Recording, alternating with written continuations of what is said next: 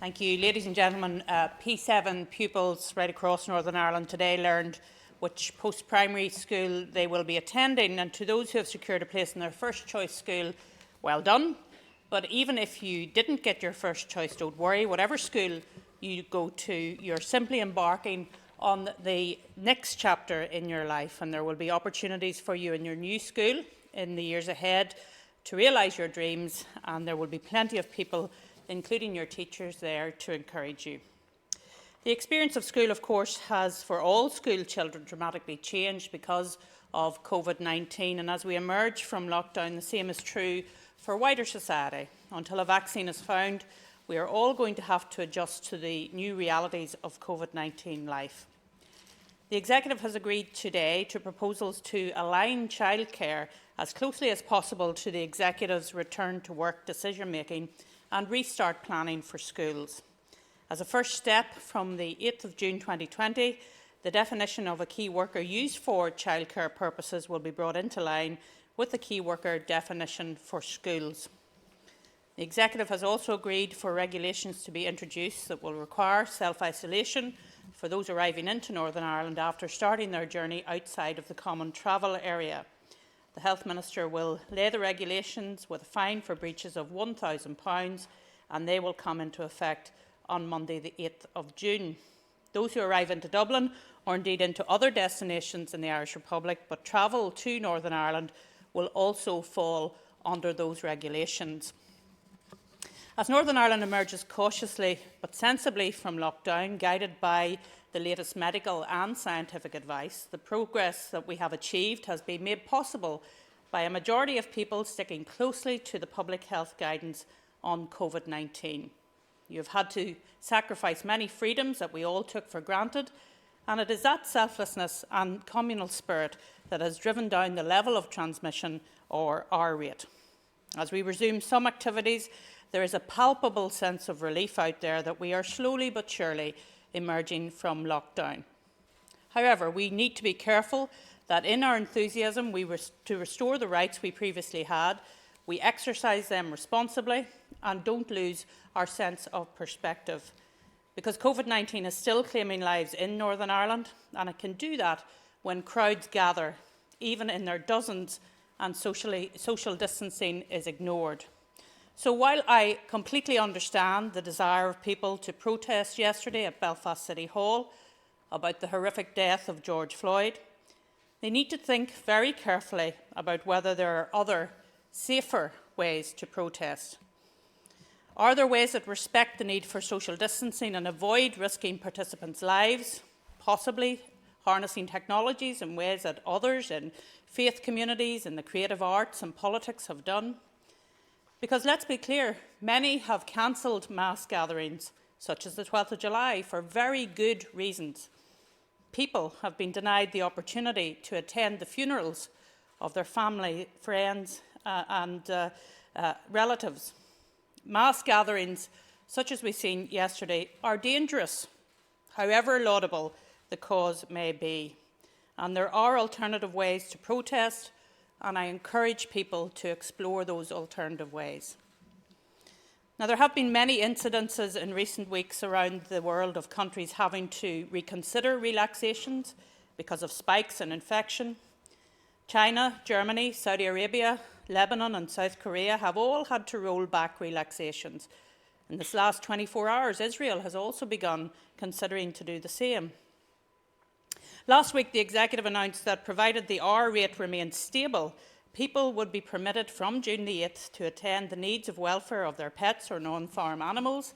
Depending on the R rate, we also said that from June the 8th, outdoor marriages and civil partnership ceremonies would be allowed, with the number of people attending limited to 10. Outdoor sports facilities would be permitted open. Outdoor retailers would be allowed to trade again, such as new and used car sales, as well as business trading in light motor vehicles, lorries and trailers, and agriculture and other large machinery. Now, it is important that we recognise that there are many who have taken these regulations to heart, and they are working in a good way with the Executive. However, we do need to be careful that we consider and we continue to do what is right We have now engaged in a new strapline. It is work safe, save lives, and we will continue to do what we can to facilitate everyone so that we can move forward. Michelle. Thanks, Arlene, and good afternoon to everybody. Robin clearly missed the dress code today. He didn't put on a red tie. Can I firstly start my comments today again by acknowledging the fact that one other person has lost their life as a result of COVID-19, and we, as an executive, send our condolences to that family at this very sad time.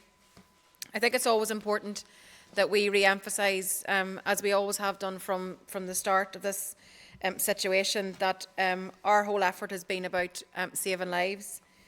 And, you know, as we move from what has been initially the response phase, which we're still in, but we're clearly stepping into the recovery phase, I think it's really, really important that we set out for everybody just how we can keep incrementally moving across this piece. We moved through our pathway, which we've set out to recovery in our 5-step plan. And last week, as has been said, we announced some conditional relaxations to the restrictions that would come into effect from the 8th of June. And I'm glad that after the executive meeting today, when we've considered all the scientific and medical evidence, that the evidence has presented us that we are able to move forward and confirm those restrictions, because we have been able to sustain the R rate under 1, so it's somewhere in the region of 0.7 to 0.9. So I think that's really important today, that we've been able to make good on the proposals which we made last week. So again, just to remind people, that outdoor marriages and civil partnerships and ceremonies will be permitted with the number of people attending limited to 10. People will be permitted to leave home to attend to the needs of welfare or of an animal. Outdoor sports courts will be able to reopen. Outdoor non-food retailers will be permitted to conduct business. This will include car retailers and retailers of agriculture or other large machinery. Non-food retail outlets with lower frequency customer visits and or larger store areas will also be permitted to operate, but only where those outlets have got either direct street access or direct access within a retail park. And our hotels and other tourist accommodation will be permitted to take advance bookings in preparation for when they can accept guests, which, as we have tentatively indicated this week, will be from the 20th of July. So again, these are small moves, but they represent a move forward. They represent that forward momentum which we know that people are desperate for. And it represents for us a cautious but that positive progress in the right direction.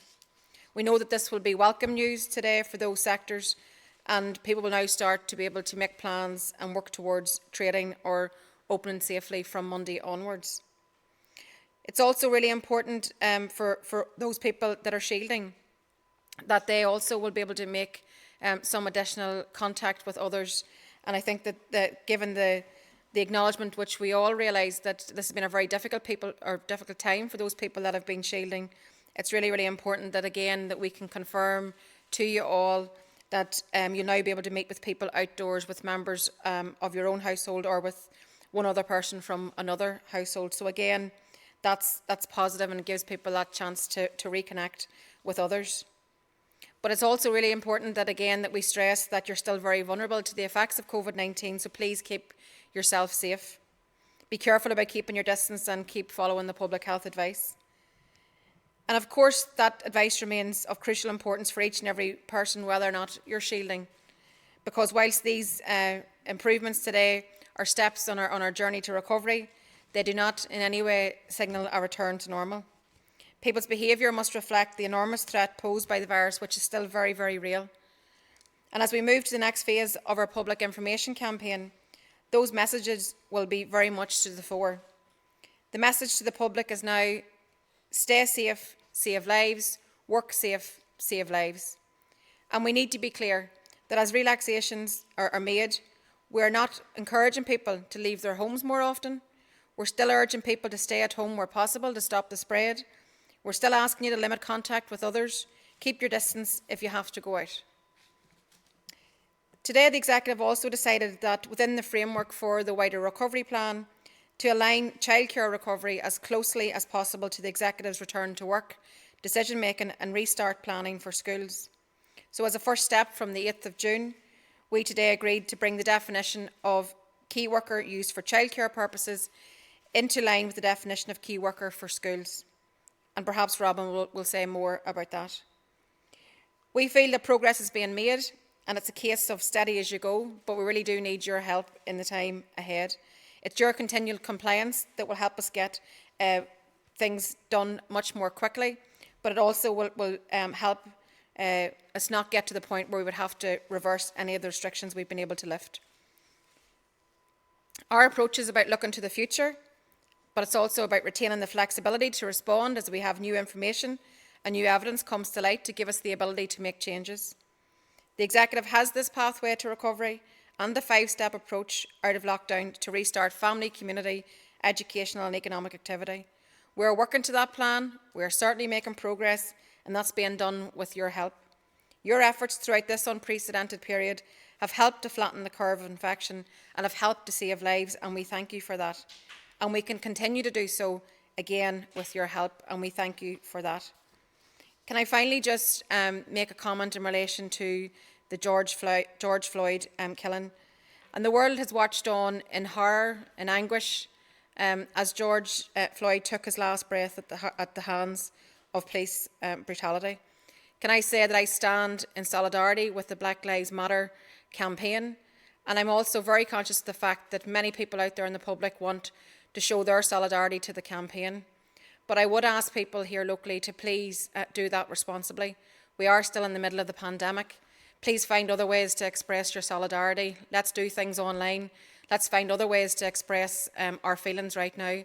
We all have a responsibility to call out racism and intolerance and discrimination, and we'll all continue to do that. But as we work our way through this pandemic, please help keep people safe and please continue to save lives. So let's find different ways to campaign at this time. Okay. Good afternoon, everyone. In joining the First Minister and Deputy First Minister today, I'd like to start my comments by placing my thoughts and prayers with the family of the individual whose death was reported earlier today. We must never forget that as we continue through the worst of this virus, it is still sadly claiming lives. And every day as these press conferences take place, there are families in deep sorrow and mourning across Northern Ireland.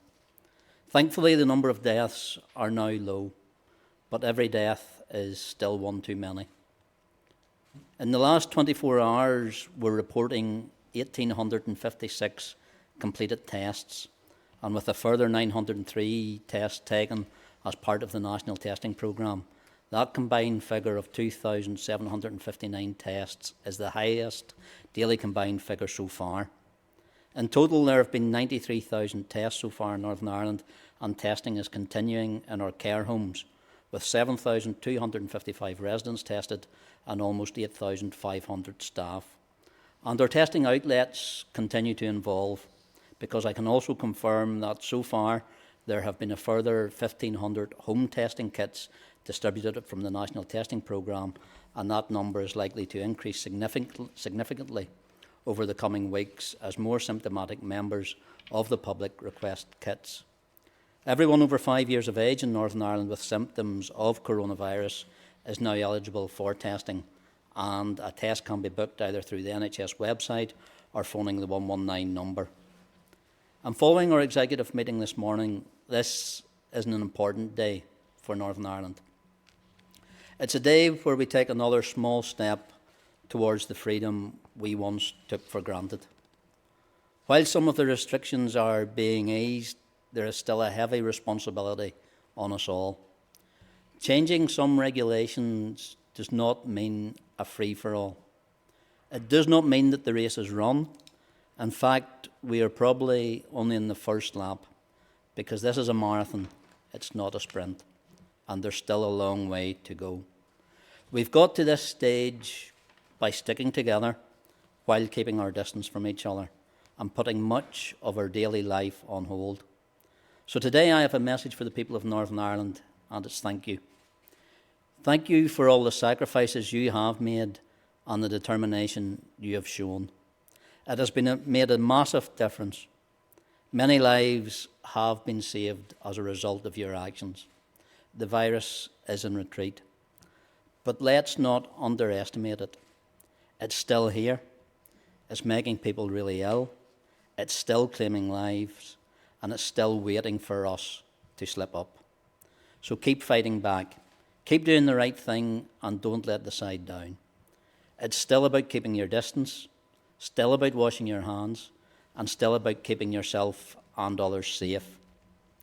Earlier this afternoon, I had a meeting with the local church leaders, and whilst recognising that these restrictions are in place for the benefit of us all, they, like me, are becoming concerned that some people aren't abiding by them. So please remember that the restrictions are there to help us all. The young and the old, the sick and the healthy. This virus does not discriminate. And that is why the scenes from outside Belfast City Hall yesterday so concerned me.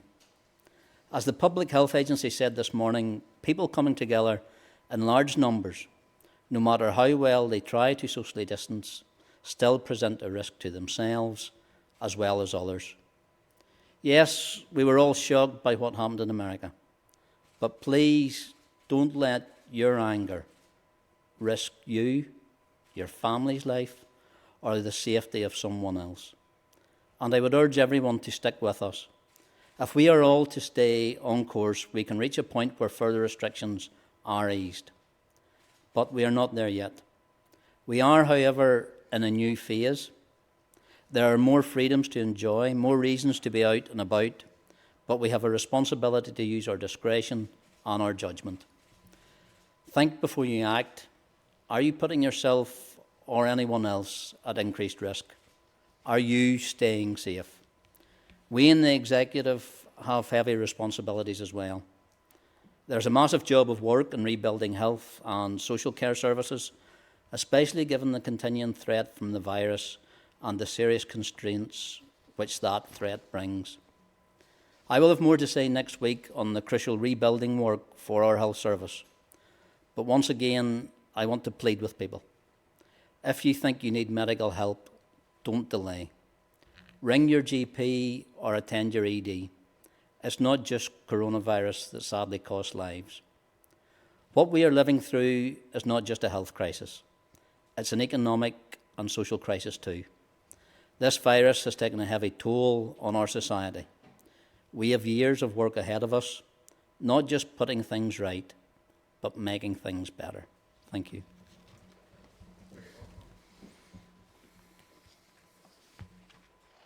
Good afternoon, Vicky Hawthorne at UTV. The First and Deputy First Ministers both mentioned there about your change in messaging, if you like. Is it wise to change the messaging at the same time as raising concerns about people gathering in large groups like you've just been mentioning and in recent days? And also, again, the First and Deputy First Ministers have mentioned about opening up access to childcare from next week for key workers. How do you explain to families that they can send their children to childcare, but those same children can't see relatives, meet relatives indoors? Thanks, Vicky. In terms of the messaging piece, I think it's a recognition that we have been dealing with this pandemic now for 10 weeks. We have had a message of stay at home. It's a recognition that people are going back to work. And so we're saying if you are going back to work, it's important that you stay safe and save lives and work safe and save lives. So the message is very much about staying safe. We think that if you look at some of the breaches of the regulations that have occurred over this past period of time, that is not staying safe. So it absolutely is a message to those people who are breaching the regulations that they're not staying safe and they're not saving lives. So what we want them to do is to reflect on their behaviour, to find different ways of doing whatever they wish to do, and to stay safe, because it's vitally important that we continue to deal with the virus. As the Health Minister has said, we're continuing to deal with it, we're continuing to live with it. Therefore, what we don't want to see happening is a second wave coming sooner than some of the modelling has predicted. In terms of childcare, as you will know, childcare is integral to allow people to go back to work who have children of a certain age. We have been engaging, particularly through the Department of Health and Department of Education, with childcare providers There was a difference between the Department of Health key workers list and the Department of Education key workers list.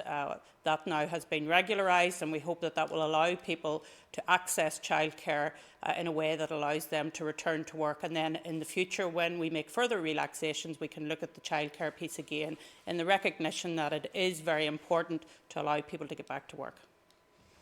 I think to add to that in terms of the messaging piece, I think it's important that we shift the message. It's a different emphasis in the message.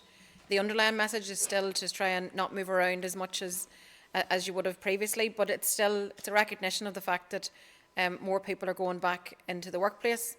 So we're asking them to stay safe in their workplace, and the fact that more and more people are moving about. So it's important that we recognise that and that our message moves with where people are at.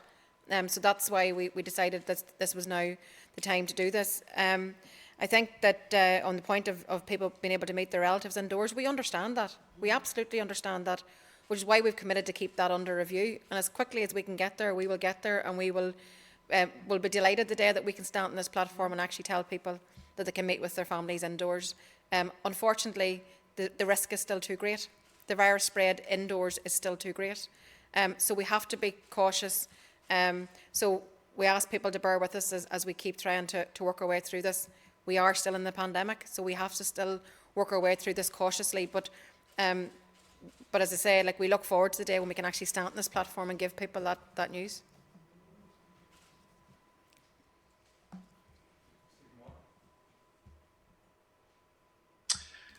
Good afternoon. You've muted yourself, Stephen.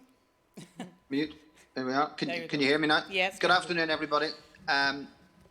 Stephen Walker, BBC. We've spoken to one hotelier who says he and other hoteliers will not open on July the 20th unless they know what services they can offer on their premises. So what advice can you offer to hoteliers? Well, Stephen, just to be very clear, we don't expect them to open without guidance. In fact, the Minister for the Economy is engaging with the Tourism Task Force about that very issue at present, so that when it comes to the 20th of July, that guidance will be in place long before that. The 20th of July date, just to be clear, was put in place to allow people to book in advance, to give an indicative date so that people could plan their stays in hotels. And it is reliant on where we are in terms of the virus at that time. It is very much an indicative date, and I think we shouldn't forget that that is the case. But we were lobbied very hard to have a date so that people could plan ahead. We came together, we looked at the evidence, we spoke to our medical advisors, and we came up with that date. Before that happens, there will be guidance in place, and I want to make that very clear. Yeah, and not really an awful lot to add to that, apart from to say that we give the date to allow people to have that forward plan. We also said that day that it wouldn't be back to business as normal from day one, but we clearly need guidance to be able to allow people to plan for the future.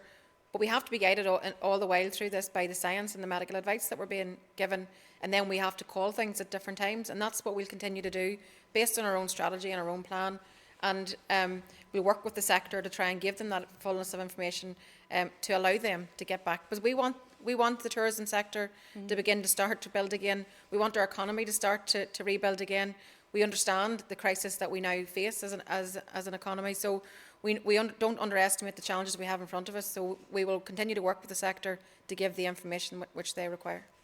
And Stephen, I think from a health point of view, we do have to be cognizant of the requirements of those people staying in hotels as well as their staff as well. So this is about working with the entirety of the industry to make sure that the offer that hotels are making is in keeping with where we are in regards to managing the virus in Northern Ireland. So it is about respecting the message that's coming from the executive. It's the health guidance as well, social distancing, the 2-metre rule, the guidance that's there as well, and how we actually get back to a place in Northern Ireland where people can start to enjoy that bit more of relaxation. We've taken a big step here today in regards to what will be available to the people of Northern Ireland.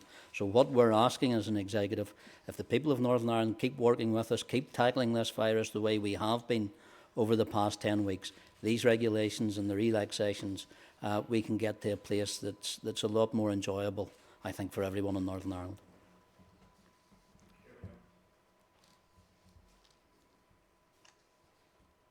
Go ahead, David. Afternoon, Ministers, can you hear me? Yes? Yep. Yeah. David Young from PA Media. Just going back to the scenes we saw outside Belfast City Hall yesterday. The police are not going to take any further action in regard to that. And yesterday during the event, they didn't intervene to break it up, so to speak. What message do you think that sends in terms of the regulations? And do you understand people who might today be thinking that the regulations are essentially toothless if we have such a scenario that played out yesterday, with, you know, on the face of such a major breach of the regulations, there's no enforcement action that follows that, and I'm sure a lot of people are thinking some of the actions they've taken over recent months to stop, you know, to curtail their activities and perhaps cancel events themselves, maybe thinking again now. What message would you have for them?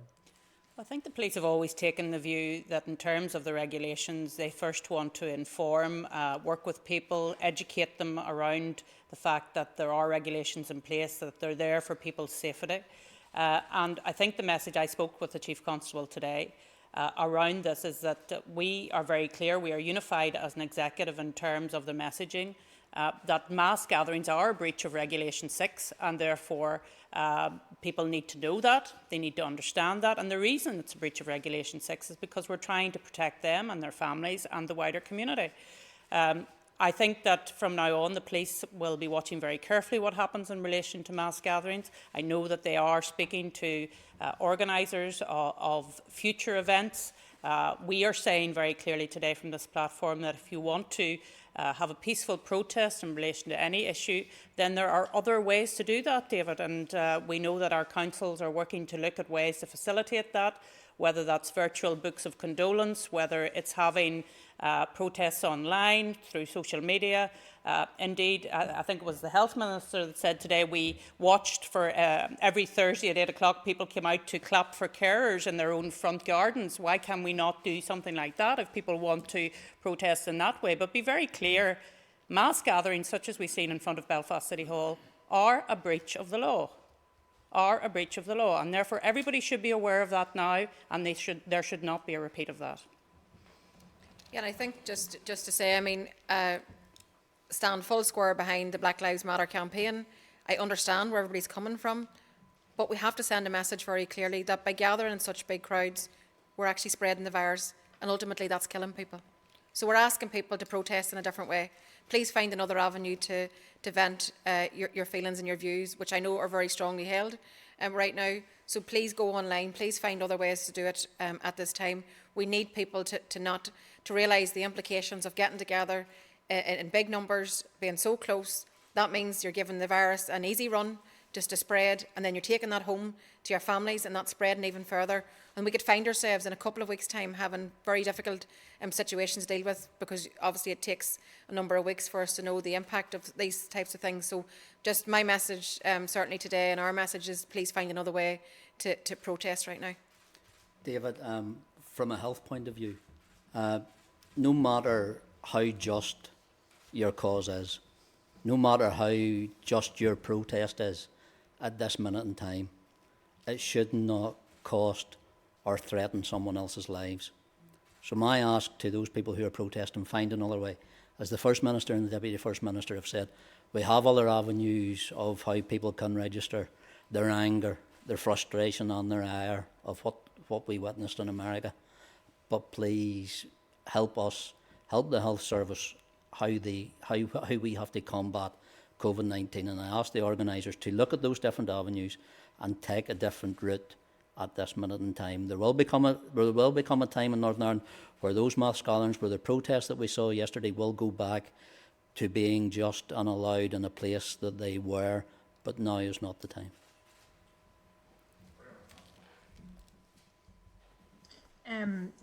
Good afternoon, Ministers. Fran Clements from the Irish Times. I wanted to ask in regard to the 14-day period of isolation for travellers arriving onto the island from outside the common travel area, and you mentioned that this will apply whether you arrive on one side of the border and then travel across to the other. And I wanted to ask for some more detail on how that's going to work practically. Is there agreement, for example, that information will be shared? Because at the Health Committee yesterday, the Health Minister accepted that at the moment, for example, if you're the authorities in Northern Ireland and someone flies into Dublin and goes across the border, effectively you don't know that that person's there, that that person has travelled.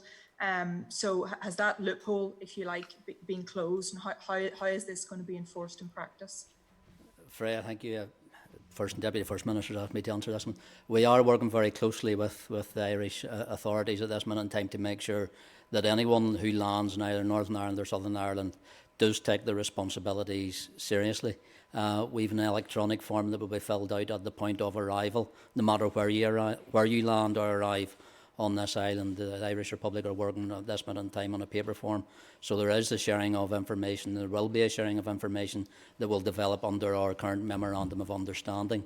Both authorities are working very closely in regards to leaflets and posters that will be available and mandatory, on display no matter where you arrive, to point out that the regulations and the restrictions are there for your point of destination and where you live, not basically where you arrive. So the responsibility is actually on the individual on their final destination rather than their landing point. So the work is near enough complete. It should be in place by the 8th of June is when these regulations actually come in as well. But there has been quite a considerable bit of engagement, north and south and east and west, on how this is actually going to operate.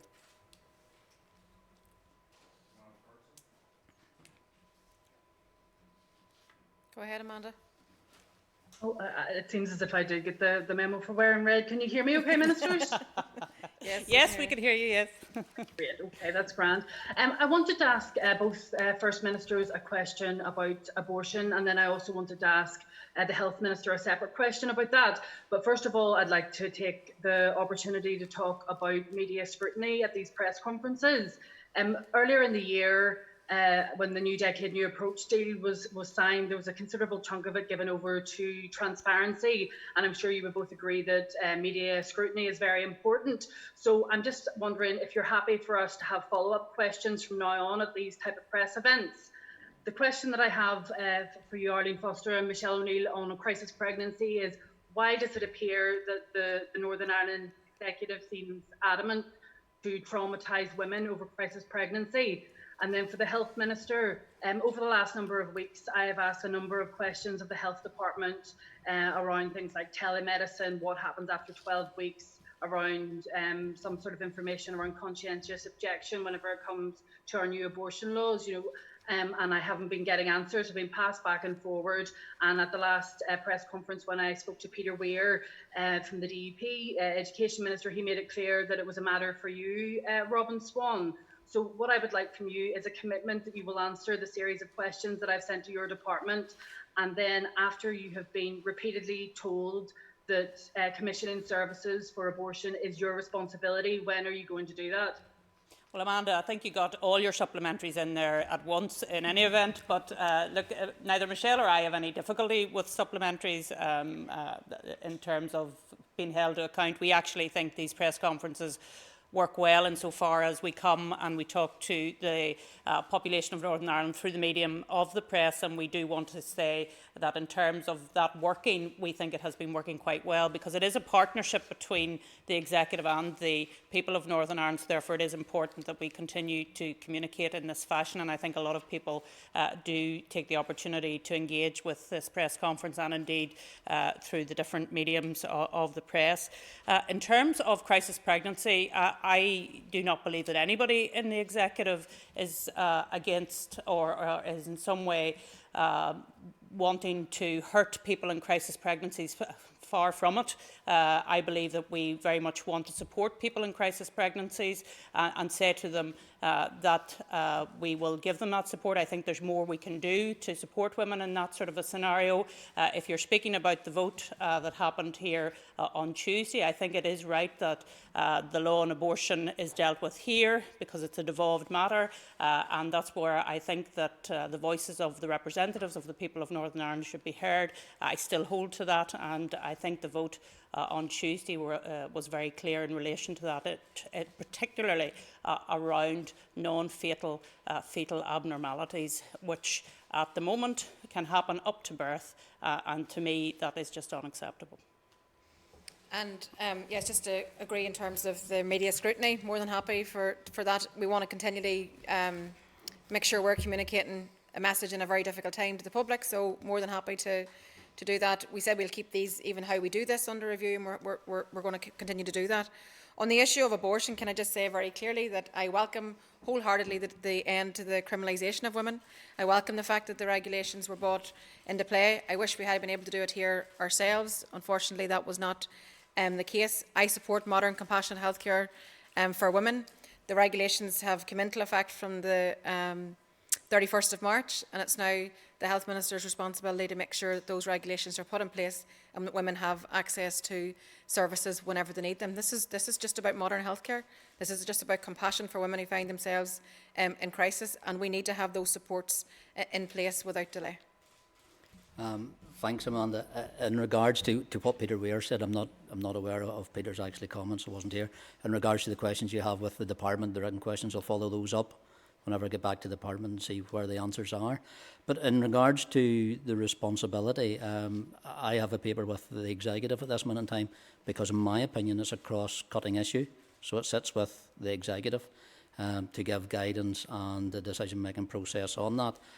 But more so, I agree with the First Minister in regards, I think it should be something that should be dealt with here in the Northern Ireland Assembly and shouldn't be guided by what happened in Westminster. So that's where I think the process and the decision making should actually be taken. Okay, thank you. Thanks. Thank you.